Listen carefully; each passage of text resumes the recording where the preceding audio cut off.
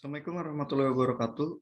Pada kesempatan kali ini, saya akan membahas mengenai potensi ekspor bunga telang di Kabupaten Magelang, Provinsi Jawa Tengah. Perkenalkan sebelumnya, nama saya Diva Ardiwana Nur Iswantara, NIRM 0305190078 dari kelas 6 AH2. Untuk yang pertama adalah latar belakang. Indonesia dikenal sebagai salah satu negara memiliki keanekaragaman hayati terbesar di dunia. Terdapat 90.000 jenis tumbuhan yang tumbuh di Indonesia. Keanekaragaman hayati tersebut tentunya dimanfaatkan masyarakat Indonesia untuk berbagai macam tujuan, misalnya untuk pemenuhan pangan, tanaman obat, adat, ornamen, dan teknologi lokal. Tumbuhan yang dimanfaatkan tersebar secara liar dan sudah dibudidayakan baik di lahan pertanian ataupun di pekarangan rumah. Untuk selanjutnya itu potensi sumber daya agribisnis. Di Kabupaten Magelang sesuai dengan agroiklimnya mampu menghasilkan komoditas pertanian yang secara kualitas dan kuantitas sesuai permintaan pasar. Beberapa komoditas pertanian unggulan diantaranya adalah padi, palawija, sayuran, buah, dan tanaman obat, serta tanaman hias juga. Untuk program gerakan 3 kali ekspor atau biasa disingkat GRATIEX, yaitu adalah gerakan Kementerian Pertanian untuk menggerakkan ekonomi nasional dengan cara menggerakkan ekonomi pertanian, yaitu dengan cara meningkatkan ekspor 3 kali lipat. Program GRATIEX ini peningkatan ekspor pertanian 3 kali lipat khas Kementerian Pertanian telah menuai hasil. Dalam 2 bulan pertama pada 2020, kinerja ekspor produk pertanian terus membaik berdasarkan data Badan Pusat Statistik atau bisa disingkat BPS, ekspor produk-produk pertanian pada 2020 dan pertumbuhannya yaitu 12,66% atau sebesar 0,28 miliar dolar Amerika Serikat dibandingkan periode yang sama 2019. Selanjutnya yaitu informasi produk, yaitu telang atau memiliki nama latin Clitoria ternatea, merupakan salah satu dari banyak semua bagian memiliki manfaat fungsional bagi manusia. Bagian kelopak bunga dilaporkan memiliki manfaat sebagai antioksidan, anti diabetes, anti obesitas, anti kanker, anti inflamasi, antibiotik, dan melindungi jaringan hati. Berbagai komponen bioaktif ditemukan pada bunga telang, baik yang bersifat lipiofilik maupun hidrofilik. Di antara komponen-komponen bioaktif yang dijumpai adalah flavol, glikosida, antosianin, flavon, flavonol, asam fenolat, senyawa terpenoid, dan alkaloid, serta senyawa-senyawa peptida, siklik, atau siklotida.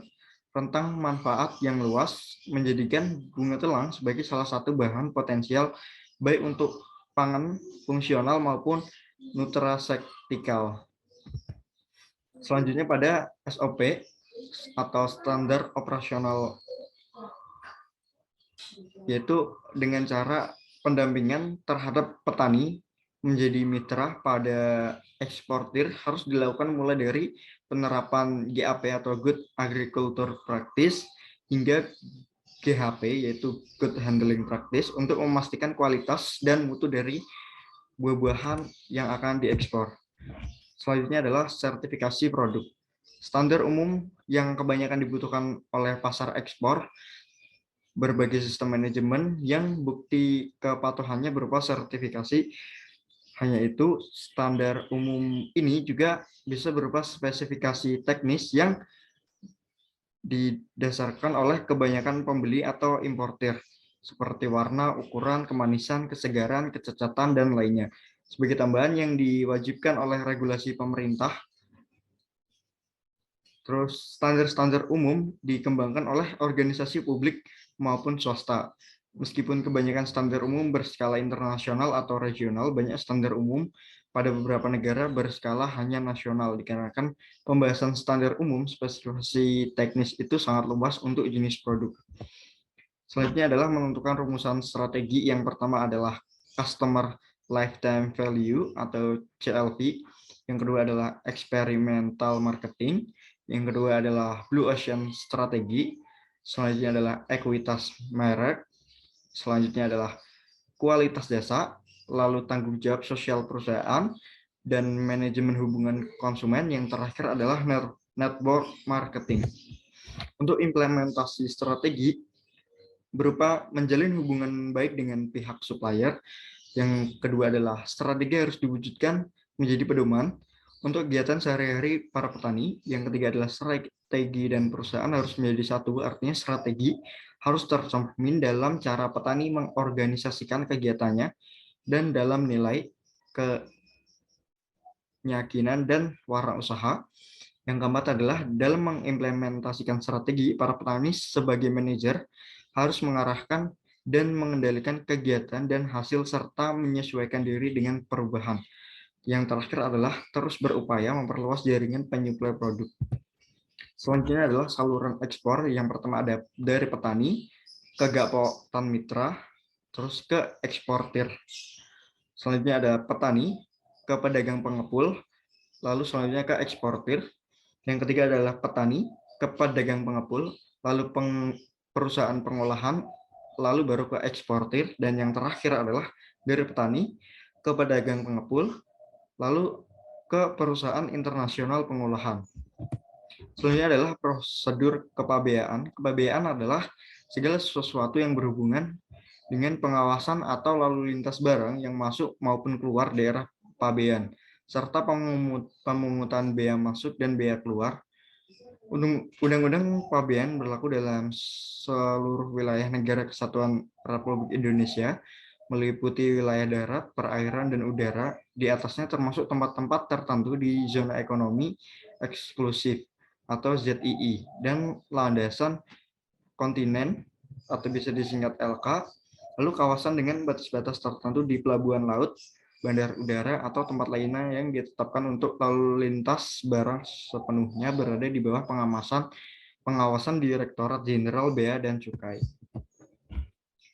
Selanjutnya adalah langkah-langkah prosedur ekspor. Yang pertama adalah pemeriksaan dokumen ekspor. Yang kedua adalah Departemen PPC, kemudian tailor-made work order. Selanjutnya dikirimkan dokumen performa invoice oleh Departemen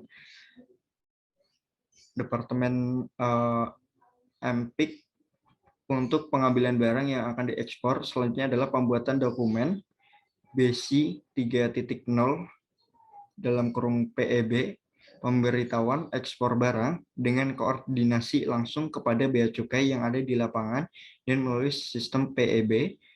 Bea cukai yang ada di lapangan diartikan sebagai pengawasan PDKB. Untuk bea dan cukai yang ada di lapangan biasanya akan meminta dokumen BC 2.3 dan BC 4.0. Selanjutnya, setelah itu selesai, dokumen tersebut dibawa ke bagian bea cukai untuk memperoleh nomor pengepakan dan nomor segel dari barang yang akan diekspor. Melakukan pengemasan atau packaging. Terus pengemasan dilakukan oleh perusahaan sendiri tanpa bantuan perusahaan pengirim atau kurir. Selanjutnya adalah dokumen BC 2.3 dan dokumen BC 3.0 diserahkan kepada freight forwarder dan selanjutnya akan menerbitkan airborne bill atau surat muatan udara. Yang selanjutnya adalah memantau pengiriman dengan airborne bill atau surat muatan udara. Fungsi daripada AWB ini untuk mengetahui kapan tanggal keberangkatan dan tanggal transit, tanggal rencana tiba di penerimanya. Setelah itu dokumen tersebut diterima oleh buyer, maka pihak buyer mentransfer uang tersebut kepada perusahaan melalui bank yang sudah ditunjuk oleh perusahaan. Kegiatan ekspor pun selesai pada tahap terakhir ini. Untuk peluang, yang pertama adalah partner dagang internasional yang besar, yang kedua adalah pengembangan sektor investasi, selanjutnya adalah pengembangan CV, yang keempat adalah perdagangan barang dan jasa, kelima adalah ketenaga kerjaan, dan yang terakhir adalah hubungan baik dengan partner dagang, mengundang investor untuk melakukan investasi. Yang selanjutnya adalah hambatan. Hambatan yang pertama adalah produktivitas bunga telang yang masih kurang optimal. Yang kedua adalah banyak orang yang belum mengetahui produk dan manfaat dari bunga telang. Yang ketiga adalah buyer yang sedikit. Yang keempat adalah pemasaran petani lokal yang tidak mau ribet sehingga mereka menjualnya ke tengkulak atau pengepul sekitar. Yang terakhir adalah pengetatan kualitas bunga telang yang sesuai standar kualitas ekspor. Selanjutnya adalah tantangan.